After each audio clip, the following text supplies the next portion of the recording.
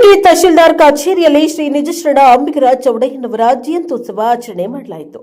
ಕುಷ್ಟಗಿ ಪಟ್ಟಣದ ತಹಶೀಲ್ದಾರ್ ಕಚೇರಿಯಲ್ಲಿ ಶ್ರೀ ನಿಜಶರಣ ಅಂಬಿಗರ ಚೌಡಯ್ಯನವರ ಭಾವಚಿತ್ರಕ್ಕೆ ಪುಷ್ಪಾರ್ಚನೆ ಹಾಗೂ ಜ್ಯೋತಿ ಬೆಳಗಿಸುವುದರ ಮುಖಾಂತರ ಪ್ರಾರಂಭಿಸಲಾಯಿತು. ಈ ಕಾರ್ಯಕ್ರಮದಲ್ಲಿ ವಿಶೇಷ ಉಪನ್ಯಾಸಕರಾಗಿ ಆಗಮಿಸಿದ್ದ ಚುಟುಕು ಸಾಹಿತ್ಯ ಪರಿಷತ್ ಅಧ್ಯಕ್ಷರಾಗಿರುವ ಶ್ರೀ ಮಹೇಶ್ ಹಡಪದ್ರವರು ಶ್ರೀ ನಿಜಶರಣ ಅಂಬಿಗರ ಚೌಡಯ್ಯನವರ ಕುರಿತು ಉಪನ್ಯಾಸವನ್ನ ನೀಡಿದ್ದಾರೆ. ಈ ಕಾರ್ಯಕ್ರಮದ ಅಧ್ಯಕ್ಷತೆಯನ್ನು ತಹಶೀಲ್ದಾರರಾದ ಶ್ರೀಮಾನ್ಯ ಅಶೋಕ್ ಶಿಗ್ಗಾವಿ ವಹಿಸಿದ್ರು. ಉಪನ್ಯಾಸಕರಿಗೆ ತಾಲೂಕು ಆಡಳಿತದಿಂದ ಸನ್ಮಾನಿಸಿ ಸತ್ಕರಿಸಲಾಯಿತು. ಮುಖ್ಯ ಅತಿಥಿಗಳಾಗಿ ಶ್ರೀ ದೊಡ್ಡಬಸವನಗೌಡ ಬಯ್ಯಾಪುರ, ಶ್ರೀ ನಾಗಪ್ಪ ಬಿಳಿಯಪ್ಪನವರ ತಾಲೂಕಾ ದೈಹಿಕ ಪರಿವೀಕ್ಷಕರು, ಮಾನಪ್ಪ ತಳವಾರ ಅಧ್ಯಕ್ಷರು, ವಾಲ್ಮೀಕಿ ಸಮಾಜ ಕುಷ್ಟಗಿ ಹಾಗೂ ಸಮಾಜದ ಹಿರಿಯರಾದ ಮಲ್ಲಪ್ಪ ಸುಣ್ಣಗಾರ ಹಂಚಿನಾಳ, ನಾಗರಾಜ ಮಡ್ಡೇರ ಹಾವಲಕಟ್ಟಿ, ದೊಡ್ಡಬಸವ ಅಂಬಿಗೇರ ನಂದಾಪುರ, ಸುರೇಶ್ ಹಂಚಿನಾಳ ಹಾಗೂ ಇನ್ನು ಸಮಾಜದ ಯುವಕರು ಉಪಸ್ಥಿತರಿದ್ದರು. Bureau report Amajappa Jumlapura, Prajaprabha TV, Kushtagi.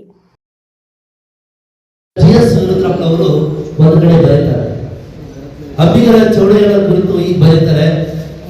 ಮುಚ್ಚು ಮರೆ ಇಲ್ಲದೆ ಬಿಚ್ಚು ಮನಸ್ಸಿನ ಕಂಡದ್ದನ್ನು ಕಂಡಂತೆ ಹೇಳುವ ಕೆಚ್ಚು ಡಂಬಾಚಾರವನ್ನು ಕಂಡರೆ ಸಾತ್ವಿಕದ ರುಚು.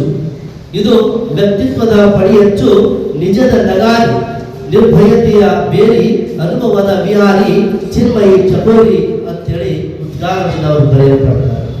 ಅಂದ್ರೆ ನೇರ ನಿಷ್ಠೂರವಾಗಿರ್ತಕ್ಕಂಥ ಮತ್ತು ಸಮಾಜದಲ್ಲಿರ್ತಕ್ಕಂಥ ಸದಾಚಾರಗಳನ್ನ, ಸಮಾಜದಲ್ಲಿರ್ತಕ್ಕಂತಹ ಕೆಲವಷ್ಟು ಮೌಢ್ಯತೆಗಳನ್ನ ಓಡಲಾಚು ತಮ್ಮ ವಚನಗಳ ಮೂಲಕ ನೇರ ನಿಷ್ಠೂರವಾಗಿ ವಚನಗಳನ್ನು ಬರೆತಕ್ಕಂಥವ್ರು.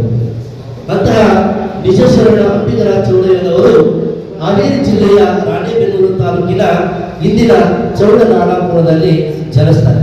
ಅಂದ್ರೆ ಅಂದಿನ ಶಿವಪುರ ಅಂತ ಕರೀತೀವಿ. 12ನೇ ಶತಮಾನದಲ್ಲಿ ಇಲ್ಲಿ 3 ತ್ರಿಪುರಗಳನ್ನು ಕಾಣುತ್ತೀವಿ. ಅಂದ್ರೆ ಒಂದು ಚಂದ್ರಪುರ, ಶಿವಪುರ, ನರಸೀಪುರ ಅಂತಕ್ಕಂಥ ತ್ರಿಪುರಗಳಿತ್ತು. ಇವುಗಳಲ್ಲಿ ಶಿವಪುರ ಅಂಬಿಗರ ಚೌಡಯ್ಯನವರ ಒಂದು ಜನ್ಮಸ್ಥಳ ಅಂತೇಳಿ ಕರೆಯಲ್ಪಟ್ಟಿರ್ತಕ್ಕಂಥದ್ದು. ಅಂದ್ರೆ ಶಿವಪುರ ಅಂತಂದ್ರೆ ಆ ಭಾಗದಲ್ಲಿ ಊರುಗಳಲ್ಲಿ ಜನರು ಆಡುವ ಭಾಷೆಯ ಮೇಲೆ ನಾವು ಇದನ್ನ ತಿಳಿಯಲ್ಪಡ್ತೀವಿ ಅಂತಕ್ಕಂಥದ್ದು.